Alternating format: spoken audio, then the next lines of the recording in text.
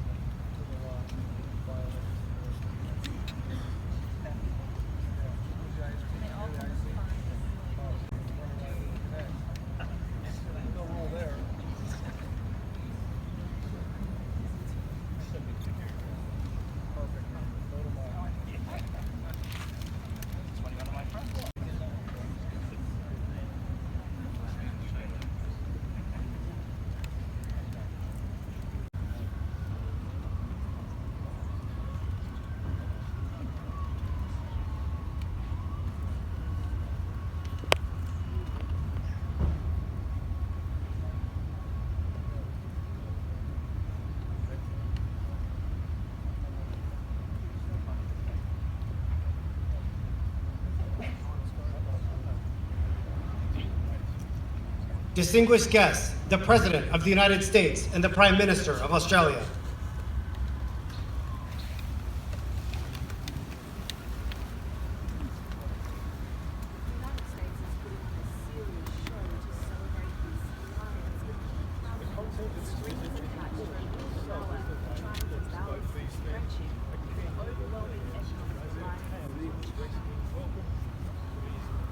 Hello, folks. Mr. Prime Minister, we've been in close touch since the moment you came into office. Please sit down. Since you came into office, and we've met all around the world. And now it's wonderful to have you by my side here at the White House, and as we advance our alliance even more than has already been advanced. It's strong now. It's getting stronger. Before I get to the progress Australia and the United States have made today, I want to say just a very few words about the situation in the Middle East. The anger, the hurt, the sense of outrage that the Israeli people are feeling after the brutally inflicted devastation by Hamas is completely understandable. Israel has the right, and I would add a responsibility, to respond to the slaughter of their people. And we will ensure Israel has what it needs to defend itself against these terrorists. That's a guarantee. We also have to remember that Hamas does not represent, let me say it again, Hamas does not represent the vast majority of the Palestinian people on the Gaza Strip or anywhere else. Hamas is hiding behind Palestinian civilians and is despicable and, not surprisingly, cowardly as well. This also puts an added burden on Israel while they go after Hamas. But that does not lessen the need to operate in line with the laws of war. For Israel has to do everything in its power, as difficult it is to protect innocent civilians. And it's difficult. I want to thank the Israelis and the Palestinians, and President Sisi of Egypt for working with the United States to make sure that food, water, and medical supplies are getting through to innocent people in Gaza. The flow needs to increase, and we're working very hard with our partners to make that happen. We're also working around the clock together with our partners in the region to secure the release of hostages, and including American citizens left behind and held by Hamas, and the safe passage of foreign nationals out of Gaza, not just Americans, but Australians and a whole range of people who are trapped in Gaza. I also want to take a moment to look ahead toward the future that we seek. Israelis and Palestinians equally deserve to live side by side in safety, dignity, and peace. There's no going back to the status quo as it stood on October the 6th. That means ensuring Hamas can no longer terrorize Israel and use Palestinian civilians as human shields. It also means that when this crisis is over, there has to be a vision of what comes next. And in our view, it has to be a two-state solution. It means a concentrated effort from all the parties, Israelis, Palestinians, regional partners, global leaders, to put us on a path toward peace. In the past few weeks, I've spoken to leaders throughout the region, including King Abdullah of Jordan, President Sisi of Egypt, President Abbas of the Palestinian Authority, and just yesterday with the Crown Prince of Saudi Arabia, about making sure there's real hope in the region for a better future. About the need, and I mean this sincerely, about the need to work toward a greater integration for Israel, while insisting that the aspirations of the Palestinian people will be part of that future as well. I'm convinced one of the reasons Hamas attacked when they did, I have no proof of this, just my instinct tells me, is because of the progress we were making towards regional integration for Israel and regional integration overall. And we can't leave that work behind. And one more word on this. I continue to be alarmed about extremist settlers attacking Palestinians in the West Bank, that pouring gasoline on fire is what it's like. This was a deal. The deal was made, and they're attacking Palestinians in places that they're entitled to be. And it has to stop. They have to be held accountable, and it has to stop now. Mr. Prime Minister, I want to thank you for your partnership and your friendship, quite frankly, during this difficult hour. Over the past few weeks and for many months before, we've seen each other, and we've seen our alliance grow more critical than ever. And we need to continue to make this important progress. In our discussions today, we've done just that. First, we're pioneering new advancements and innovations, deepening our cooperation in fields like biotechnology, advanced batteries, quantum computing, cybersecurity, and a lot more. We're also signing a new technology safeguards agreement to create more opportunities for American space companies to launch vehicles from Australia. And we've launched a new artificial intelligence initiative between our national laboratories to drive revolutionary and responsible research on humanity's biggest challenges: fighting hunger, curbing pandemics, predicting natural disasters, and ending cancer, as we know. As a matter of fact, both of our wives are over at the Cancer Institute right now, and so much more. Second, we're accelerating action on climate change. I thought we had a very good meeting this morning and with Secretary Kerry and your team, and we're all together on that. In May, we established the Climate Critical Minerals and Clean Energy Compact to elevate our climate cooperation alongside our defense and economic cooperation. And we're already beginning to see the impacts. We've created a Critical Minerals Task Force to build secure critical mineral supply chains. We're also investing in sustainable infrastructure in the Pacific Islands, including $65 million for a subsea communication cable to boost connectivity in the region. And we're modernizing funding for small and medium-sized businesses across the Indo-Pacific to help the transition to clean energy. And finally, the alliance between Australia and the United States is an anchor. And I believe this from every fiber of my being, an anchor to peace and prosperity in the Indo-Pacific and, quite frankly, around the world. We see this through our work of the Quad partners, India and Japan, to ensure the Indo-Pacific remains free, open, prosperous, and secure. I also see it through AUKUS, where, together with the United Kingdom, we're making generational investments in our shared security. Last week, I sent Congress a budget request with commitments to boost our submarine production and maintenance capacity here in the United States. And I want to thank you, Mr. Prime Minister, for the historic investments Australia has made to strengthen the submarine industry base as well. Democrats and Republicans alike understand the strategic value AUKUS brings to our nations. And I urge Congress to pass our AUKUS legislation this year. We also see the strength of our alliance and our unwavering support for Ukraine, both countries, as it defends its sovereignty against Putin's brutality and aggression. Australia is a critical partner, together with the United States and 50 other nations. 50 other nations we've been able to put together, all doing our part to support Ukraine. And I want to thank you, Mr. Prime Minister, for the new package of military aid you recently announced, it's for Ukraine. Look, Australia and the United States also share, in my view, a commitment to upholding international rules of the road, including freedom of navigation.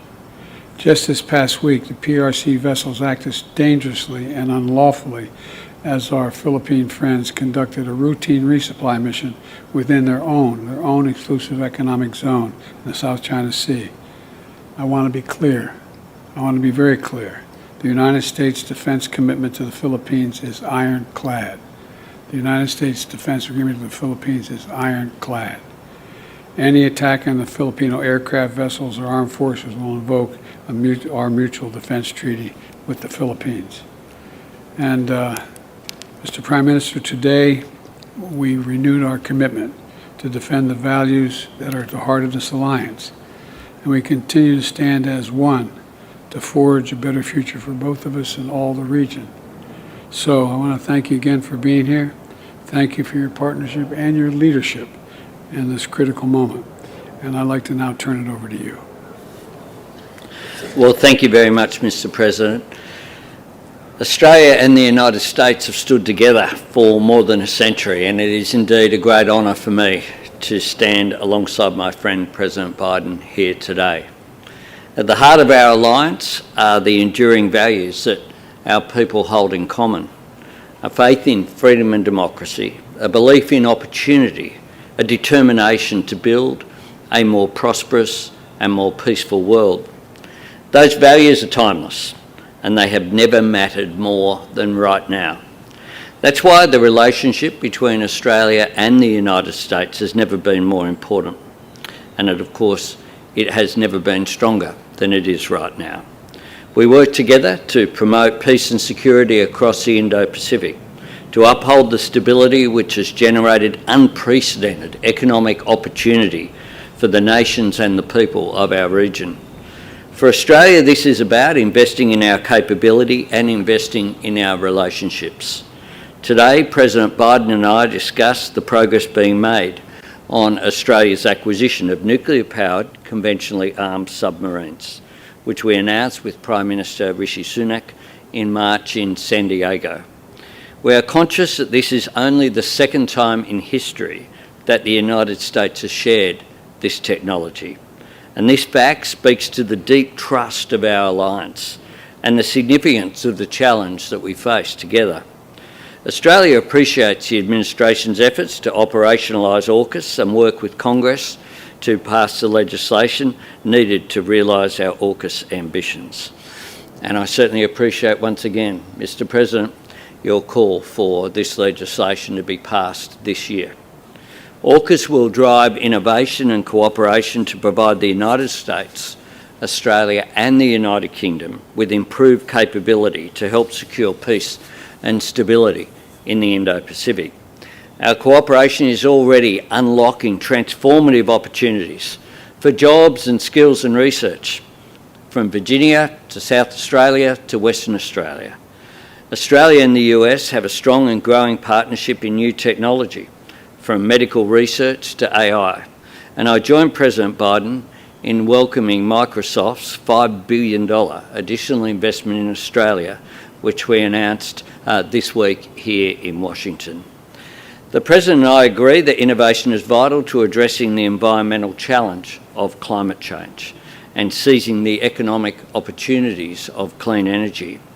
The Climate, Critical Minerals and Clean Energy Transformation Compact that we signed in May in Hiroshima is very much central to this. Climate change and clean energy becomes the third pillar of our alliance, alongside our security cooperation through AUKUS and our strong economic ties with the free trade agreement between our nations at its centre. The compact lays the foundation for our two countries to advance climate and clean energy action this decade, both at home and globally. Today we agreed new measures under the compact to support our energy transition, including the establishment of an Australia and US Clean Energy Industry Council comprised of business and public finance leaders to advise government on clean energy industry development and cooperation. We're working closely with the United States to build end-to-end sustainable, reliable and transparent supply chains for critical minerals. Of course, Australia has abundant supplies of these critical minerals that will drive our economies throughout this century: lithium, cobalt, copper, vanadium and rare earths. We want to connect that with American markets, investors and technology in a way that creates new jobs and opportunities for industry and workers in both of our nations. Cheaper, cleaner energy will reduce costs for households, but it will also power a new generation of manufacturing. Our alliance is also delivering for the Indo-Pacific region bilaterally and increasingly with our partners in the Quad. Australia and America are supporting the connectivity of the region, and today we announced the new funding for subsea cables in the Pacific, further support for infrastructure development, including efforts to increase the Pacific's access to financing, and that we'll work together through a new Pacific Banking Forum to ensure that our friends in the Pacific maintain access to the global financial system. Today we also discussed our joint position opposing Russia's illegal and immoral invasion of Ukraine. Australia stands with Ukraine, and President Biden welcomed the package of further assistance that I announced yesterday. This will provide Ukraine with additional military assistance utilising the innovative technology that's produced by Australia's defence industry partners. Finally, of course, last night and again today, we spoke about the situation in Israel and Gaza. Australia unequivocally condemns the terrorism of Hamas. We grieve for the loss of every innocent life, whether that be Israeli or Palestinian. In times of crisis, respect for international humanitarian law is paramount. It is a recognition of our common humanity, and I commend the President for his leadership that he has shown in the example that he has set. Today I announced that Australia will provide an additional $15 million in humanitarian assistance for civilians in Gaza. This adds to the $10 million Australia has already committed and will help deliver life-saving assistance such as emergency water and medical services. The friendship between Australia and the United States was forged in hard times. We've served and sacrificed together in the cause of peace. We've helped each other through natural disasters.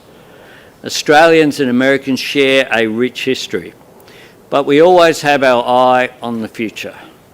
We're united by a determination to overcome the challenges that we face, and we share an ambition to seize those opportunities which lay ahead of us.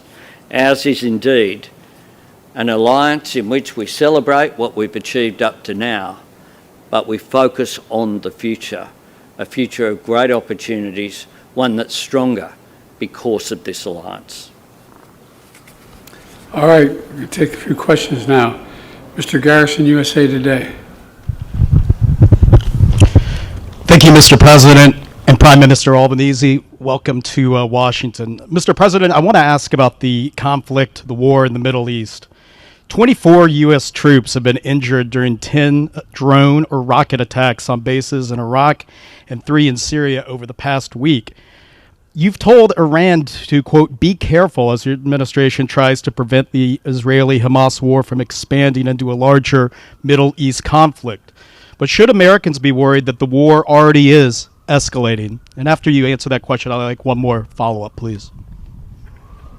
One or two more, huh? Joey, look, we have had troops in the region since 9/11 to go after ISIS and prevent its reemergence in both, anyway, in the region, having nothing to do with Israel at all. My warning to the Ayatollah was that if they continue to move against those troops, we will respond, and he should be prepared. It has nothing to do with Israel. Well, let me ask my follow-up here. I want to discuss. Oh, here we go. Yeah, your conversations with Prime Minister Netanyahu, who obviously you've known for decades, and you had a very emotional trip there last week to Israel. Have you sought assurances from him that he will hold off on a ground invasion into Gaza until the safe release of the hostages can be assured? And of course, those include 10 unaccounted for Americans. No. What I have indicated to him is that if that's possible to get these folks out safely, that's what he should do. It's their decision. But I did not demand it. I pointed out to him, if it's real, it should be done. Thank you. But aren't these hostages in jeopardy if there is a ground invasion? You want to make a speech? No, look, Yeah. obviously they're in jeopardy. The question is whether or not there's any way of getting them out. And if we can get them out, we should get them out. Prime Minister Albanese, and welcome again to Washington. President Biden canceled his May trip to Australia because of debt ceiling talks in Congress to avoid a first ever default here in the U.S. More recently, congressional action has stalled as House Republicans try to pick a speaker. However, it does appear, since we've been out here, that the House has elected a Congressman, Mike Johnson from Louisiana, to that role. But are you worried that the gridlock in Washington will hold up the transfer of nuclear-powered subs to Australia as part of the AUKUS agreement? And are you concerned more broadly that the dysfunction makes the U.S. Less reliable partner? I regard the United States as a very reliable partner, and I regard the relationship that I have with the President as second to none of the relationships that I have around the world, or indeed domestically for that matter. It's a relationship of trust, and I think this visit symbolises that. This is the 9th visit that I've had with President Biden. I got to meet President Biden when he was Vice President Biden just next door here some years ago. And I'm very confident in the discussions that I've had with Democrats and Republicans that there is very broad support for the AUKUS arrangements and that there will be support for the legislation going forward. And I think that would be a very good thing. It is in the interests of Australia, but it's also in the interests of the United States. And everyone that I have spoken to, similarly in the United Kingdom, across the political spectrum, are all supportive of the AUKUS arrangements. We in Australia have managed to get it so we get one question each. So, yeah, good try. But Channel 10 Australia. Get him, Jojo. President Biden, just staying with AUKUS. AUKUS is in many ways your creation. It's Australia's largest ever defence deal, and Prime Minister Anthony Albanese has gone all in. Can you give a personal guarantee that you can get all the necessary legislation through Congress and lock in this deal, essentially future-proofing it, before the end of this presidential term? Do you know anyone in elective office can give a personal guarantee that happens? Well, we'd like you to try. No, I'm going to try, and I believe it will get done. Look, last week we requested $3.4 billion in supplemental funds to boost submarine production and maintenance to meet U.S. needs and also support AUKUS. Australia is making a significant investment in the United States in its ability to produce submarines as part of this deal. And more importantly, it's important that Congress move quickly. And the fact is that I'm confident that we can get this done because you remember when we put the deal together, the response of Democrats and Republicans in the United States, the response around the free world was this is a very, very good thing, a very good thing. So the question is not if, but when. And Jojo told us that we got a new speaker, or likely have a new speaker. I hope that's true, because we have to get moving.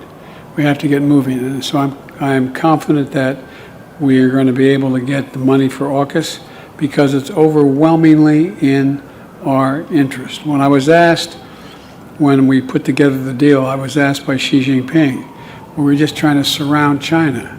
I said, no, we're not surrounding China. We're just making sure that the sea lanes remain open. He doesn't unilaterally be able to change the rules of the road in terms of what constitutes international airspace and water space, et cetera. And so that's what this is all about. It's about making sure we have a close, and it's in addition to the fact that we put together the Quad, which they didn't like. The Quad is a very important piece as well. It's about maintaining stability in the Taiwan Straits, the Indian Ocean, that whole area. And I think it's going to increase the prospects for long-term peace rather than anything else.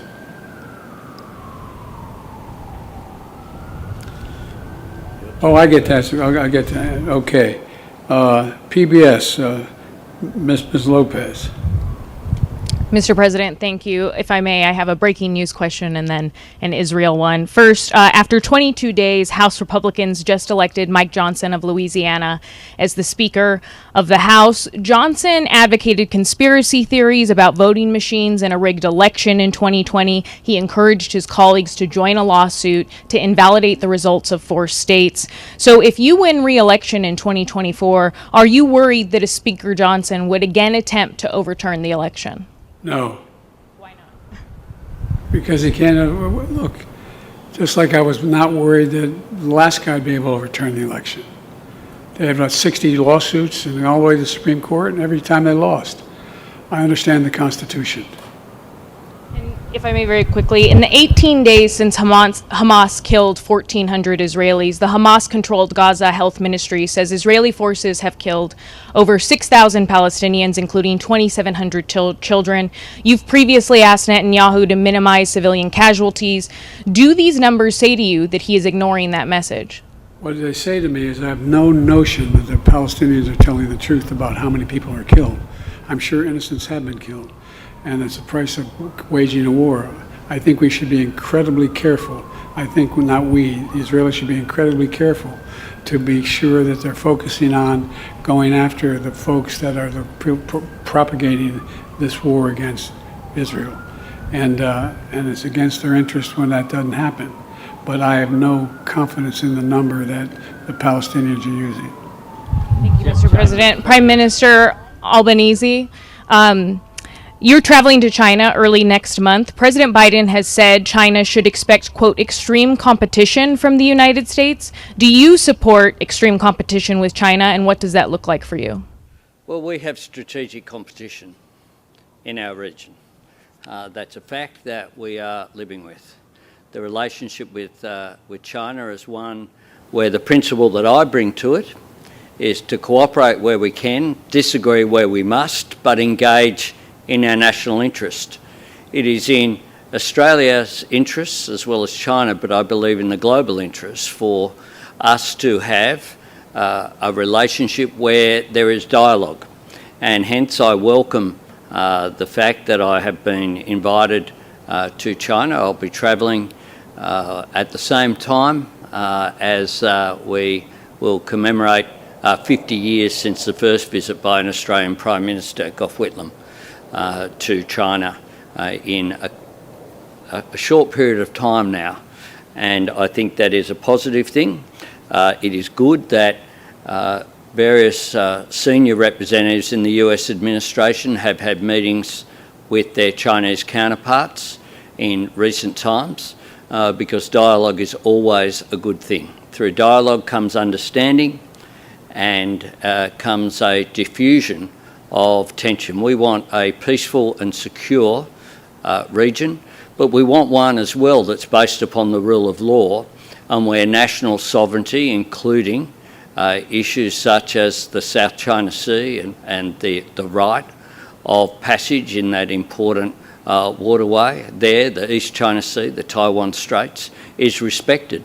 And that is Australia's position. We cooperate very much with the United States on those matters and on others, but I look forward to a constructive dialogue when I visit Shanghai and Beijing.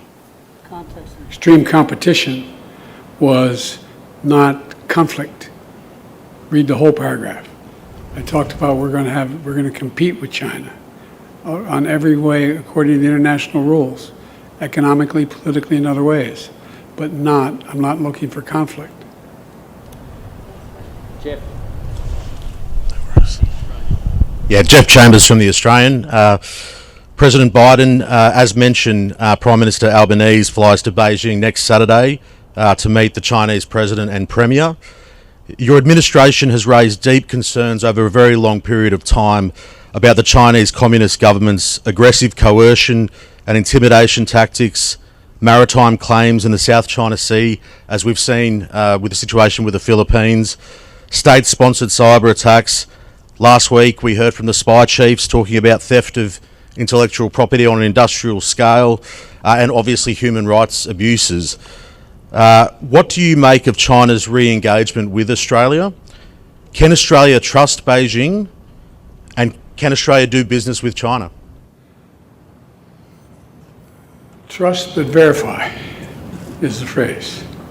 And look, China is having their own internal and external difficulties right now. China's economic growth is stagnant compared to what it was. China has engaged in activities that Russia and many other activities that others have engaged in terms of intimidation and dealing with other countries. But the fact is that I have met with Xi Jinping more than any other world leader has. I've had over 68 hours of private meetings, just he and I with simultaneous interpreters, starting back when I was vice president, because it wasn't appropriate for a president of the United States to be meeting with the vice president. So I traveled 17,000 miles with him. And I've subsequently, in addition to that 68 hours, I've also had another, they tell me they keep meticulous contact, another, I think, 12, 15 hours of discussions, just he and I. And I think that he is realizing that there are, for example, his Belt and Road Initiative. Well, we're going to compete on that, and we're doing it a different way. The Belt and Road Initiative has ended up debt in a noose for most of the people who have signed on. We are working with our G7 partners to provide infrastructure for the very nations that they're trying to deal with. We want to, for example, at the G20, we were able to act on a proposal I had to build a railroad all the way from Riyadh, all the way through the Middle East, Saudi Arabia, Israel, up through Greece, and then across not the railroad, but pipeline across the Mediterranean up into Europe. Pardon me? You're the reliable partner in terms of when you say you're going to deliver something, the US and its partners deliver. I hope, not just me, I hope the United States is a reliable partner when we act. But it wasn't just the United States that agreed on that. Because look, even to this day, when my discussions with the Saudis and the Crown Prince was he wants to see a reconciliation take place. It's overwhelmingly in his interest. It's in Saudi's interest. It's the idea that you'd have the nations of the Middle East cooperating economically and politically changes the dynamic significantly. And so I just think that it is it's something that it's in everyone's interest, including long-term in China's interest. Prime Minister as well. Have you had a chance to speak to Benjamin Netanyahu? I know there's been efforts made. Obviously, the President was there in Israel last week. Are you still endeavouring to speak to the Israeli Prime Minister? I am. I have spoken with the Israeli ambassador on a number of occasions. We continue to, we understand that obviously Mr. Netanyahu has pressures on, which at the top of the list is not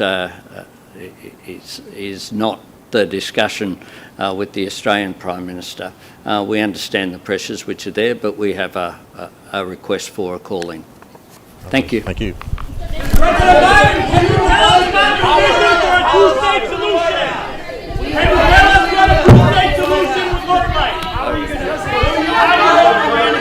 Thank you, everybody.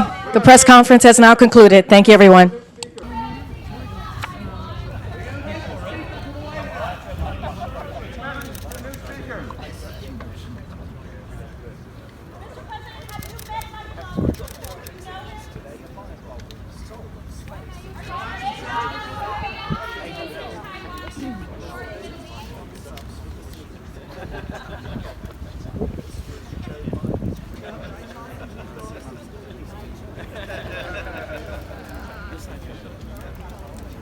That concludes the joint press conference between